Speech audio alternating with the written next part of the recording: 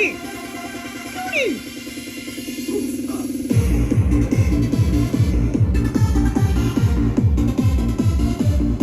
Anna! Goody! Hey, door! For it! Anna!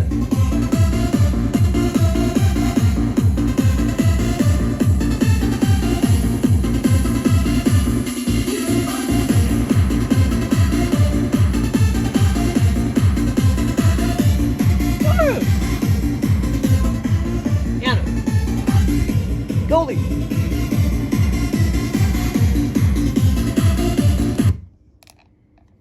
Okay, so I've been having some pretty good experiences.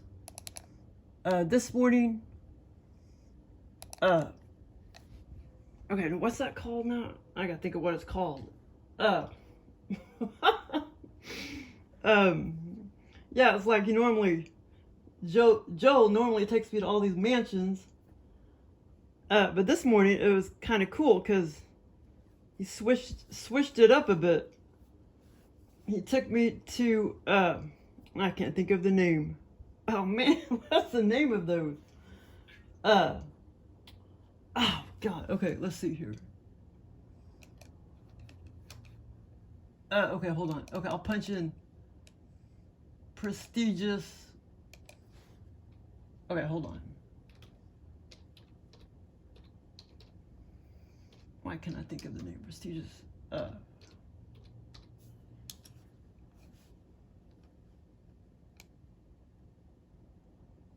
Oh, it's called the Country Club, right? Yeah, that's what it's called. Country Club. How can I not remember that? Country Club. Hold on.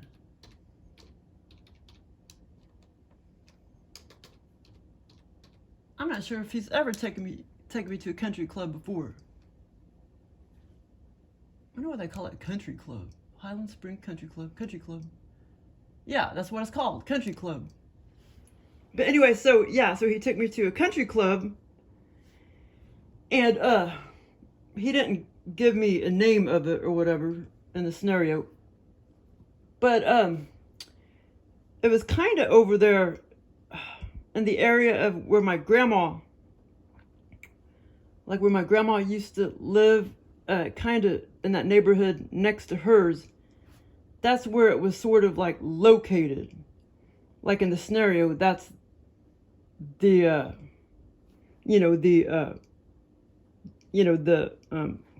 like the coordinates or whatever that he put this kind of where, okay, like Lone Pine and then that nice neighborhood right there and that church and then kind of near my grandma's house. But, it's kind of different in the scenario, but that was sort of like where the country club was. And it started off, we just kind of, it's like my sister was driving, even though I don't really remember seeing the car or whatever. I was in the car with her, and I was in the passenger seat, and then, okay, let's see.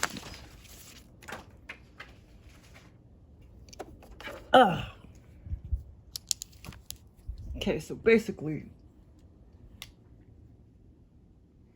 and the funny thing is, the country club was kind of designed like the Memphis airport, but I know he was going off the Memphis airport, except it was much smaller, this country club.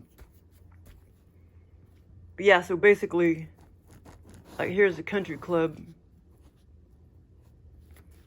And it's like we started driving this way, and then boom, I just hopped out, and then my sister hopped out of the car. And like I say, this whole neighborhood, this is kind of like where it was, like where my grandma over here. And then there's a whole another neighborhood or whatever. It's kind of like right in this general area. And like I say, we were driving this way, and then I hopped out of the car, and then my sister, like came in with me. I didn't really see her much though, not after. After I got out of the car. I don't know where she went, but she went into the country clubs like somewhere.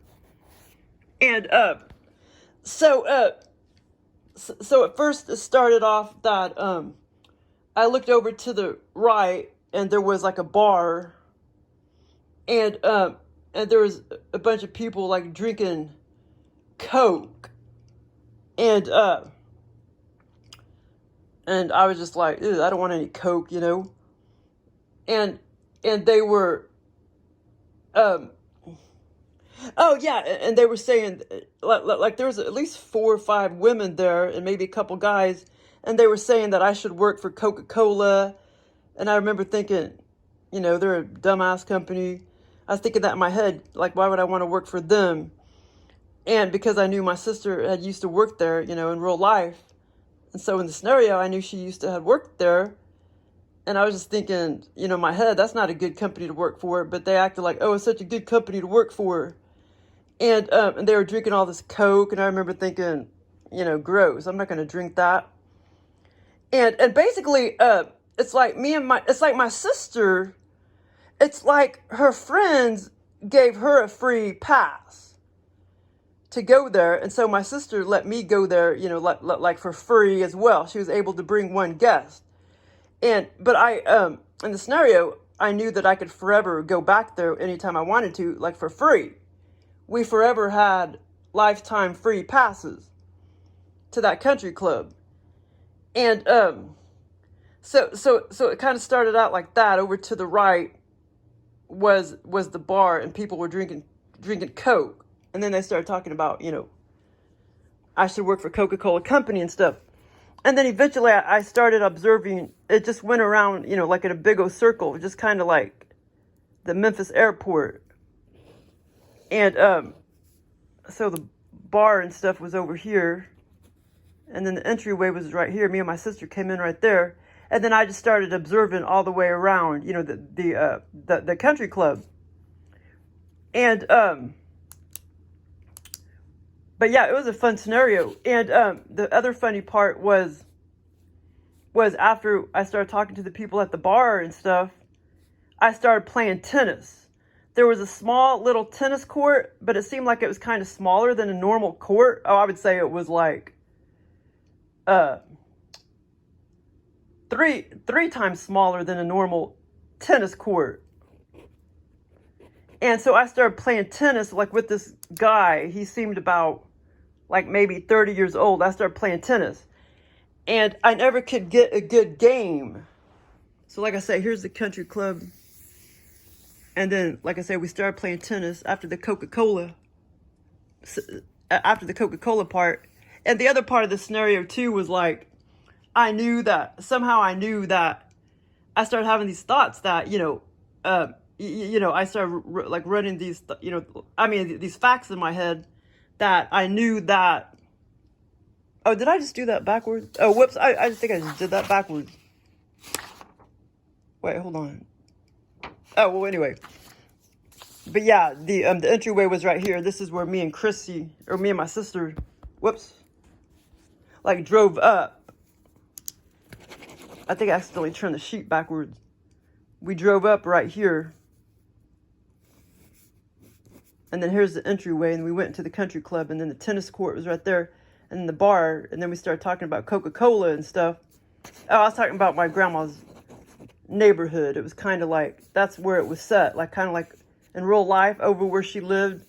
That's where the country club in this general area where Ingram Mill is, and then it goes off. There's like that church right there and another church in that neighborhood, kind of in that area. That's where the country club was. But yeah, the whole design was kind of like the Memphis airport, that I somehow, you know, knew that and had those thoughts in the scenario. But it was funny. The facts that I already had in my brain was, and I started, you know, repeating those in my brain, like wow, some people are paying $20,000 a year to be a member of this country club, and other people are paying $40,000 a year. You know, I guess because some people, if they didn't make like too much money, you know, they were able to pay $20,000 a year, and other people that were richer had to pay $40,000 a year to be a member of the country club. And I'm thinking, wow, I would never pay that. But we, like I say, we already got to go there for free. It was all free for us forever, for lifetime, because we just had, you know, free passes forever. Or that was just programmed, you know, as part of the scenario, that I knew that I never had to pay 20,000 or 40,000. I knew I could go in there, you know, whenever I wanted to. And so anyway, so then I started playing tennis with this guy. He was such a retard. And then, so he was over here, and then I was this direction, hitting the ball that way. So, like he kept like hitting the ball low, and it kept hitting the net, and I was like, that's not how you hit the ball. And he's like, and he was just kind of like, yeah, it is, yeah, it is. And I was like, you don't know how to play. And I was trying to get a good game in and shit, and I never could, because I was excited to play because I knew I hadn't played in a while. And so, but anyway, like I say, here's the road right here. And this is where we would go in this direction. And then I just popped out of the car. Then my sister came with me, and this was the entryway. And so anyway, so then I started hitting the ball back over the net. And then he started catching it like in his hand. And I'm like, what are you doing? And anyway, I was like so pissed off. Like I could never get a good game in because he like sucked ass at tennis. And so that part was kind of funny. And then I just kind of started walking, and that kind of lasted a long time. What the fuck? And then the bar thing kind of happened. I mean, that, you know, lasted a long time. He's sitting there at the bar talking about Coke. And then I would see people were drinking the Coke out of like liquor, like martini type of glasses, you know, but they were like bigger and deeper. And I thought that was kind of funny. So, and eventually I just started going all around. And I just remember seeing a whole bunch of like sofa seats and stuff, you know. And, shit, I don't think I'm forgetting anything. I could be forgetting a few things like what I saw, but I do remember like a bunch of sofa seats, and just, you know, like there were pretty pictures and stuff on the walls. And, I mean, I don't know if there's a swimming pool and all that in there, but it's kind of funny because the tennis court was, you know, much smaller than normal. But when I was actually playing on the court, you know, it didn't necessarily seem tiny or whatever. But yeah, so that's kind of funny that like the aliens get things confused, because normally the tennis courts are outside the country club, not indoors. So that's kind of funny. Let's see, I did go to one country club. That was back in 2014 or something like that. Because I went to some wedding thing. I forgot what country club that was called, though. But anyway, yeah. But anyway, the tennis courts, you know, were outdoors. But anyway, so, I don't think I'm forgetting anything, but it was so fun in the scenario. I mean, it lasted a long time and everything. But yeah, if I forget anything, I'll write it down or whatever. But pretty sure I'm not forgetting anything. But like I say, it was such a blast, even though I could talk about it in a short period of time. But anyway, so that was fun. And then well, actually, I guess I can talk about some of these other ones real quick.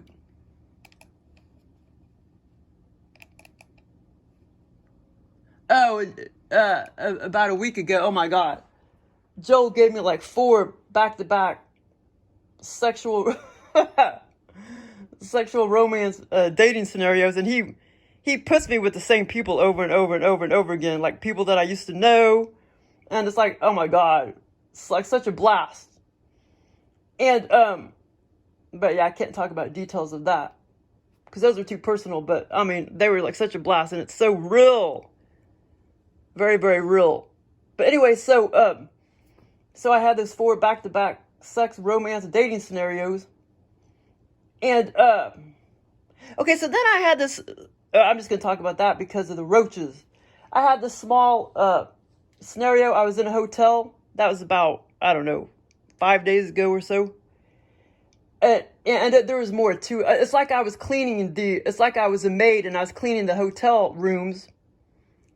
And so I went into this one room, and at the back wall, there was the bed, and there was just like all these roaches, and I just couldn't get rid of them.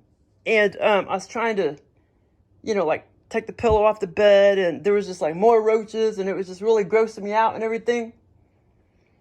And anyway, roaches, when they put weird bugs and roaches, the reptile aliens do that. And like I said, they don't always put roaches. They put a bunch of other weird looking, because I have that one scenario, you know, where they put those weird looking centipede looking things. And I think that was Joel, you know, that gave me that scenario. That was when I astral traveled out there on east or 65 going north. And there was all these like little centipedes all over the ground. But anyway, that's on one of my videos. But a lot of times they do put roaches in your scenarios. The reptile aliens do. And the Men in Black movie, they tell you all that. That's what they call that. They call that one alien the bug, because he was putting like roaches down on the table. And that's what they do. I mean, they don't do it like that. That was a comedy. That was, I need to watch that again. That's a pretty funny comedy, but it's all pretty much true. You know, in that movie, a lot of the things that they tell you about the aliens. But anyway, so, and that's why they called that one alien the bug. And also because he was a very rogue one too, and very mean. But they're not going to tell you all that they're called reptile aliens, and they're not going to make them look like a reptile. They're not going to tell you all that. That's too much information. But anyway, so then this is kind of funny. I went to see Mannheim Steam. I don't even think it's Mannheim. I think it's Mannheim. But it's not Mannheim. But anyway, so there's a song that they do or whatever, that they sing, that they play, called Convoy. Convoy. And so I started having all these thoughts. Okay, like, what's a convoy? Isn't it like a semi-truck? I guess it's a group of semi-trucks. But anyway, so then I had this scenario, and it was a pretty, wait, hold on, batteries in it. Battery started. Okay, but anyway, the convoy one, it was a pretty long scenario and everything, but a lot of it already kind of faded away.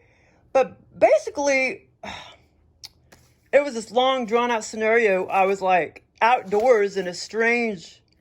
It was what do you call it? A lot of times when I'm in these scenarios outdoors, it's not like sunny. It's almost like kind of like dusk or semi-cloudy. So anyway, I was outdoors in a strange neighborhood, in a strange city, and I was observing this trucking company, and I was observing because I was deciding whether or not I wanted to work there. I was wondering if I could actually do that job. And it seemed like it was all run by women. All I saw was nothing but like women. And so I was just kind of walking around outdoors, observing these semi-trucks and stuff. And it's kind of funny too, because my Aunt Terry was in the scenario too. And she never drove semi-trucks, but the funny thing is, I don't know if she still does. I think she still does. She works for a trucking company, you know, like as an office worker. So that was kind of funny that she was in the scenario, but it lasted quite a while, but a lot of it already kind of escaped me. But, so anyway, I started walking outdoors and everything, and, deciding like if I could work there, and I just didn't know if I wanted to do that job. And anyway, and I would observe some of the workers, and there's this one woman that started walking that direction, and she had like a cane.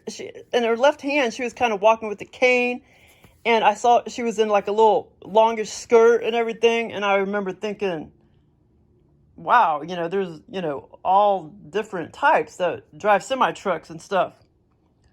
You know, and she was older too, like 60s, you know. And so anyway, I thought that was kind of interesting that she was driving semi-trucks and stuff.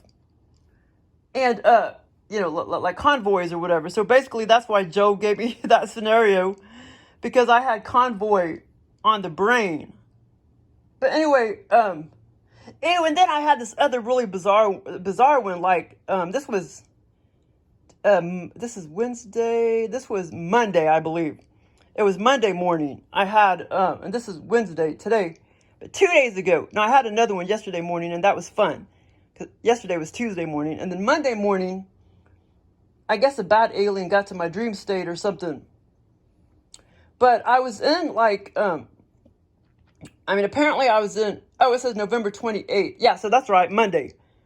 November 28th. My grandma, it's like I was in her house in the living room, and she started, or in the kitchen / living room, and she started walking towards me, and she handed me, like a nightlight looking thing with batteries in it, like all around it. And, it was so vivid. And anyway, so she handed it to me, and it shocked and burned the shit out of this whole finger, my middle finger. And it literally just petrified it. It melted. It's just all melted into mush. And the bones, I felt it, and the bones and everything was just mush. And also my middle finger, I watched it grow, which makes sense, because if it turns to mush, it makes sense that it would start growing it was like a 3/4 of an inch longer. When it started petrifying, my middle finger started growing. And in the scenario, it seemed like my middle finger was a little bit thinner, was a little bit smaller. But I watched it grow longer, and then I could feel the pain too. Like I could feel all the pain, like the burning pain and stuff. And it was kind of like, virtual reality scenario. And like I say, it basically felt like my whole finger was like burning. And I was thinking, I'm not sure if it's ever I was looking at it, and I was like, wow, I'm not sure if I'm ever going to be able to use it again. I'm not sure if it was ever going to be the same again. And two, I was like, well, how come my grandma didn't get shot? And then all of a sudden it started to heal, and I was like, all right, it's like getting like harder again. But the funny thing is, the reason why the alien got that idea was because it was probably about I don't know, maybe it was 2 years ago. 2 years ago, I went into I've been sleeping in that second bedroom, the medium bedroom, on my grandma's twin bed. I just kind of had to get used to it. It was too soft, so then I put a very firm foam mattress on top, and then I put a softer, memory foam on top, and now I think I'm pretty much used to it now. Just takes a while for my brain to get used to different angles and stuff, because I'm sleeping that direction, and I'm just not used to sleeping that direction west, where I can see the front door and stuff. Well, sometimes I leave it closed all night, and sometimes I don't. Sometimes the cats go in there, and sometimes Simba goes in there and messes with Myron. But anyway, so I'm kind of used to it now. I'll probably sleep in there again tonight. Tomorrow night, I'll probably sleep in a different bed tomorrow night, but tonight I'll sleep in there again, since I did make the bed up and everything. So I'll go and sleep in there again. I slept pretty dang good last night. But anyway, so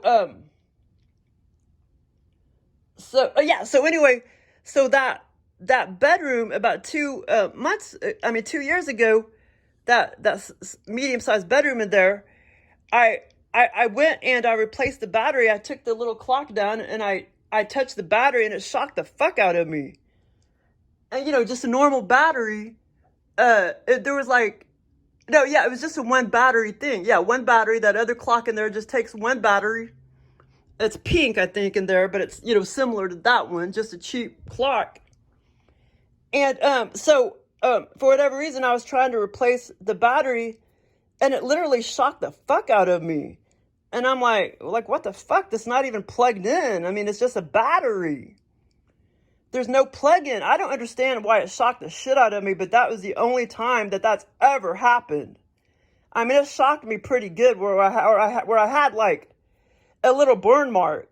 I did have a little burn mark. Now I can't remember what finger it burned, but I did have a little burn mark And it went away pretty fast because it wasn't super big. But I don't understand why a battery would shock you, you know, because I guess because static electricity or something. Because it's not plugged in. There's no, you know what I'm saying? But still somehow, I guess you don't have to have electricity. You don't really have to have electricity as far, you don't got to produce electricity by plugging something in. You know, but I always have a lot of, what do you call it? You know, electric energy in me or whatever.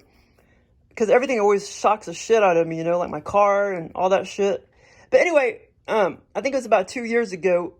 And so I know that's where they got that idea from, you know, from my brain. And I don't know if Joel gave me that experience or not. I would think it would be a different kind of being that does stuff like that. I don't think Joel would do stuff like that. But yeah, it was weird. I mean, it just started, I mean, it turned to mush. And like I say, at first it grew longer. It grew like 3/4 inch longer. And then it grew to mush. I mean, it turned into mush. I mean, just like soft clay or silly putty or something. So that was kind of weird. Twirl, what are you doing? What you say? What you say, baby? Shibby. Yeah, so as I was like saying, I had another hotel experience like yesterday morning, and this was a lot of fun too. Lasted quite a while. Okay, let me bring this up.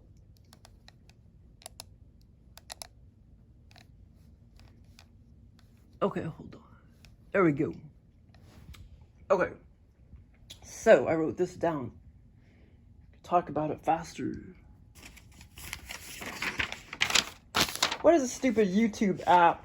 Oh my god, at first it used to take only like 2 gigabytes of space, and then now, why does it keep going up and up and up and up and up? And it's taking like 9 gigabytes of space. So I deleted it.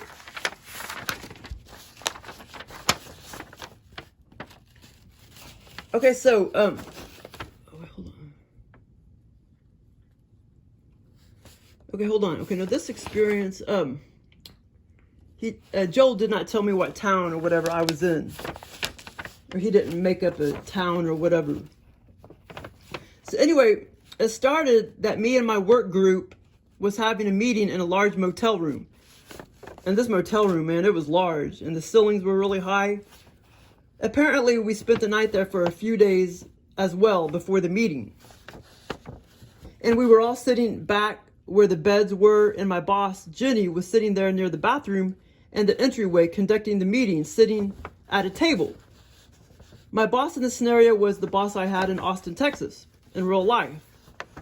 She was in the scenario. I mean, it wasn't really her, but you know what I'm saying. There were about 10 employees or co-workers with me at the meeting. The meeting ended and I knew I had to gather my stuff, but yet I knew I took very little stuff, and only my shoes basically were somewhere in the motel room. So basically I was just trying to find my shoes. Okay, so basically, so there's the motel room. And okay, there's the bathroom right there. There's the cabinet in the bathroom. And that's where the sink is right there. And here's where Jenny is and the table, and she's facing that direction. And then here's all the, beds, in the back of the motel room. And we were all facing, south. And Jenny was facing,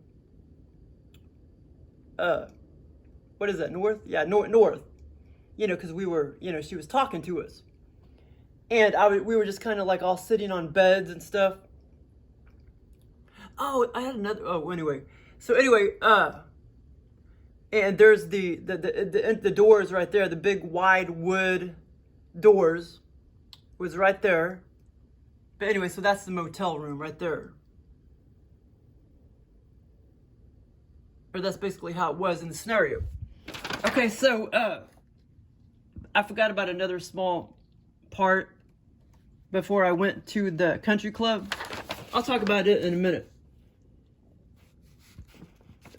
So the meeting ended, and I knew I had to gather my stuff, but yet I knew I took very little stuff, and only my shoes basically, you know, like we're somewhere in the motel room.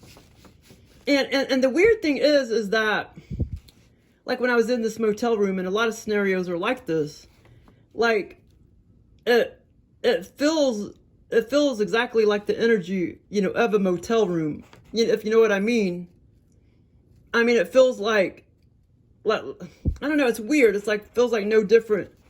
Like if I was to go stay at a motel room like right now, it's, Joel could somehow make the energy like almost like feel the same in the scenario. It's really weird. So yeah, so in this particular scenario, you know, I noticed more that it felt like the, you know, the motel room type of energy as opposed to like a different dimension type of energy. Okay, so anyway, so the meeting ended, okay? So I wanted to maybe lay back down and take a nap, you know, before, you know, the maids came, before I actually had to like leave the motel room, because you know how sometimes you could sleep all the way till 12 before you're forced out of the room, and some places till 1 p.m. before you're forced out, you know. So I wanted to try to get some more sleep in before I was forced out of the motel room, because I knew, you know, that was the last day and that we weren't going to stay any more nights. So basically, I laid back down in the bed and was thinking maybe I could sleep a little longer before the maids came in. But boom, all of a sudden, 5 to 6 dark-headed guys came in, and they were all sort of unruly, rude, and not friendly, and mean-like. And I didn't know them. They were complete strangers. They were to claim that room, and they were waiting for the maids to come in and clean it. The room was very large. As I looked around, and I noticed how dirty it was. It was like, I was like, wow, this is a large motel room. As I looked around, and I noticed how the sheets were just thrown everywhere. It was kind of dirty, you know what I mean?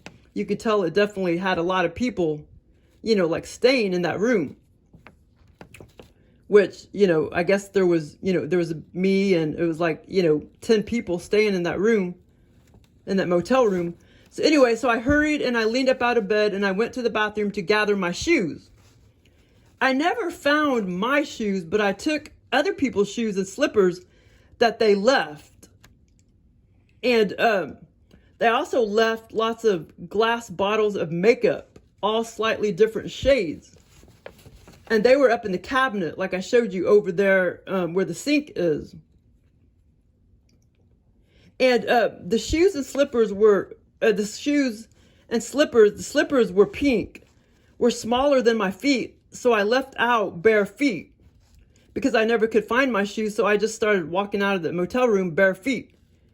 And none of that stuff was mine. I put all that stuff, like a bunch of makeup that the other people had left, a bunch of glass bottles of makeup, in my backpack type of bag. And it was all quite heavy by the time I lugged it out into the hallway. I put like the slippers in there and a bunch of the glass makeup bottles and another pair of shoes. But the shoes, like I say, didn't fit me. So I had to walk out barefoot. And like for whatever reason, a lot of stuff was left in the bathroom. Oh, and I also looked in the cabinet in the bathroom that I opened over to the left, and there were 4 hair dryers that I recognized and used to have in real life. They were immediately familiar to me. My goal was to pick out the newest looking hair dryer, or basically, you know, steal it or whatever, because the other girls had left them in there. So I did take one and I pulled it away from the other hair dryers that were wedged in between the towels. And I, you know, shoved it in my backpack. So basically, that's where the cabinet was, where the hair dryers were. That's the entryway right there. And then over here, the sink, there was another cabinet on the east wall right there. And that's where all the glass bottles were. You know, as I was coming in facing that way, the sink was right there, and that's where all the glass bottles were as I was walking that way. And then this way, that's where the hair dryers were. That's where the cabinet where the hair dryers were right there. Okay, so I'm cramping my foot. Okay, so, okay, wait, hold on.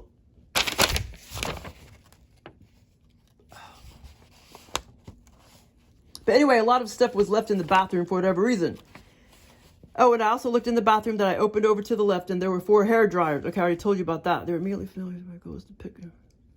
So anyway, eventually I shoved, one of the hair dryers in my backpack. So anyway, so after that, I walked out into the hallway and I stood facing the entry door. I stood facing the entry door to that hotel room I was just in. I looked left and I looked right and I was like, wow, this hotel is definitely brawny/rugged, masculine type of interior. I immediately started thinking of my sister's boyfriend's house, Dawn, and started to have visions of his brawny house. Because when you go in there, you can definitely tell there's a man that lives there. And so that part was kind of funny. So as I walked out of the doors right there, that's where the motel room is. I walked out of the doors and I stood here, facing the doors. And that's me right there. And I stood facing, the entryway to the hotel room. And I looked left and I looked right. And all I saw was it just all looked very, very, very masculine. These super wide. All the doors to the motel rooms were super wide. And super like wood. They were all wood. Kind of like that. All to the left. All to the right. And, I don't know how the aliens do it, but they just somehow program all the stuff in your brain. Not that if I was to go in real life and saw all that wood, I wouldn't think, oh, it's all brawny and like male decor, but in the scenario, it was like big time. Like, wow, this hotel is definitely brawny, rugged, masculine type of interior. I immediately started thinking of my sister's boyfriend's house, Dawn, and started to have visions of his brawny house.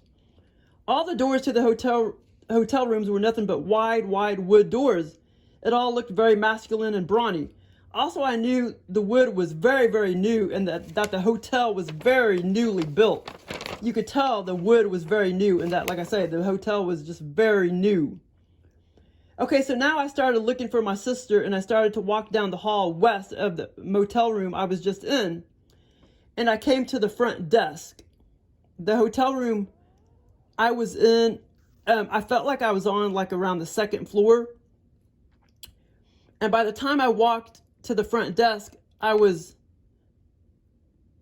the time I walked to the front desk, I was walking on a slight incline as well. So I started to walk this way, and then over here was the front desk up here. And like I say, my motel room that we stayed at was way behind me. And okay, so front desk was, and so I started walking up a slight incline. That's where the front desk was. And I saw at least 2 to 3 front desk people, 2 women and 1 man. For whatever reason, I walked back down the hall east towards my old hotel room that I was just in. And now all of a sudden, wait a minute, is that east? Yeah, if that's, yeah. So like that's north, in the scenario, and east is that way. So I started walking, back down this way after I started walking and I saw the front desk people. Okay, so hold on. So for whatever reason, I walked back down the hall east towards my old hotel room that I was just in. And now all of a sudden, I see those 5 dark-headed men. They were still in the motel room waiting for the room to be cleaned, the room that I was just in. They looked about age 30s. They were still in that hotel room and they got drunk. And they threw at least 20 to 40 tall bottles of glass beer, maybe more, in that hallway.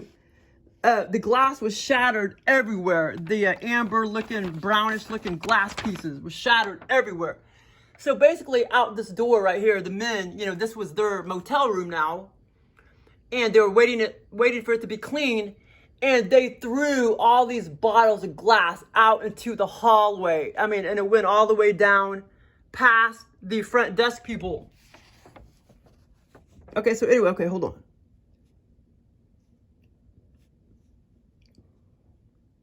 But anyway, the glass was shattered everywhere. Then I looked down at my feet, which I was barefoot, and I proceeded to tiptoe around the glass to the front desk, back to the front desk, looking for my sister. There was broken glass that covered all the hallway from the hotel room I was in all the way to the front desk. It was nothing but brown amber pieces of glass.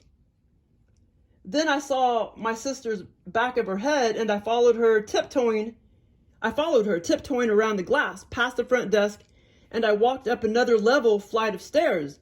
And over to the left was an exit fire escape door.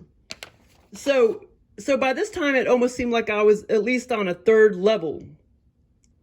And the escape door, like the front desk was over here, and then the escape door was over here. Let's see. Wait, hold on.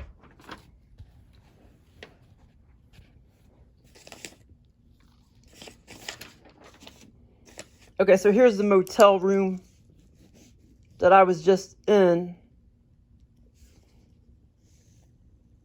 And then, like, over here was the front desk. So there's the motel room I was just in. And then I started walking. It was way farther, but here's the front desk. And then over like this was up on like a third level was a fire exit door. And then the fire exit door was like right here. The fire went out this way. Like if you were to go out the door, you would fall or whatever. So, or that's where that's the direction my sister was walking, and I was chasing her, walking after her. Okay, and then or this direction, I mean. You know, as far as she's standing here, so you know, we go like this and then walk up this way, and then that way. And then here's the fire exit door, basically.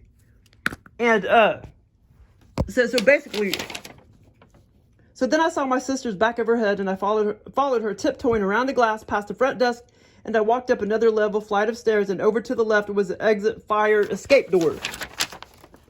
I saw my sister go out that door. It went nowhere. It just went down, basically. The front desk people told me, oh, that door does not go anywhere. There's nothing there. That is just a fire exit emergency door. I don't know if there were stairs that led down or not, but my sister disappeared when she went out that fire exit door. Yeah, when she went out that door, she basically just disappeared. And like I say, by this time, it's like we're basically on like a second level. That's a motel room.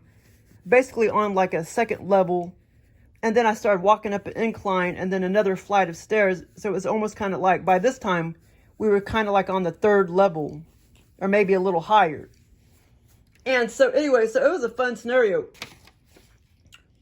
And like I say, when my sister walked out that door, she basically disappeared. Hey, Goldie! Goldie! Oh my God. Simbi, what are you doing? So anyway, so now I don't know if that was supposed to be part of the scenario or a separate scenario before the country club scenario. And that was, did I tell you, was that this morning, the country club scenario? Yeah, I think that was this morning. But anyway, so before the country club scenario, I had this other little scenario where over there by Secuyota School, kind of catty corner, in front of Secuyota School, catty corner, there was an orange cat in the middle of the road, just like Goldie. It was her sister. And like, cause I was driving along, like I said, I don't know, because I felt like I was by myself. My sister could have been with me. That could have actually been the start of that scenario to the country club. But anyway, we'll just pretend like it is. I'm not positive. But, so anyway, because she could have been in the car actually, or I could have been talking to her.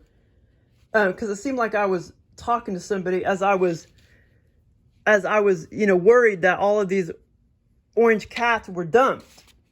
But anyway, so, what you dump, Goldie? So anyway, so basically in this cat scenario, Goldie had many other sisters and brothers that were dumped as well. And they were just all throughout the neighborhood. And but I only saw one gold cat, and she was a female, and she was in the middle of the road. This was all very vivid. And and also I had like Simba and Hannah and like Cesar with me in the car, and they all had kind of jumped out of the car, and Goldie had jumped out of the car. So I had 4 cats that jumped out of the car in that same area over there, catty corner to Sequoia School, in front of the school. And one of her sisters was in the middle of the road and just like looking all bewildered and stuff. And I knew she needed a home. And I was like, wow, I don't know if I can handle 8 cats, but I knew I was going to take her anyway. So anyway, so I got out of the car because all the other cats got out too. And I hurried up and grabbed all of them up, like Cesar, Simba, Hannah, and Goldie. I grabbed them all back up in the car. And then I grabbed her sister, and she had the most like cutest, she looked just like Goldie, but her face looked a little different. And I grabbed her up and stuck her in the car. And so then I remember having both gold cats neck to neck, you know, in the car. And I was like, okay, I was counting all the cats, and I was like, okay, it's time to go back home or whatever and drop off this kitten. And so basically I had Goldie and her sister, you know, neck and neck in the car. And I accounted for Simba and Cesar and Hannah. And not all of my cats in real life were in my car, but it was just like 4 of them or whatever. And I knew I needed, you know, to go back home and drop them off and everything. So that was kind of cool, but it was so vivid, so real feeling, you know. Yeah, and I knew, you know, that like all of her sisters and brothers had been dumped throughout the whole neighborhood. And anyway, Goldie, in real life, I don't know what happened, but I know Goldie was dumped over there by the neighbor, catty corner to me. And that's why the mom told the daughter and son to come give me the cat, because they somehow knew I have cats or liked animals or something. So they came up and gave me Goldie on June 23rd when she was 8 weeks old. She was only 8 weeks old when I got her. She was super tiny on June 23rd. Now she's big. Now she's almost 7. Now she is 7 months old. Because she would have been born like April 23rd. Yeah, so she's 7 months old now. 7 months old. And she's big, man. She's so big now. 5 times bigger than she was when she was 8 weeks old. But that was kind of cool. And like I say, I think maybe that was the start of the country club scenario. But anyway, it was fun. Thanks for listening.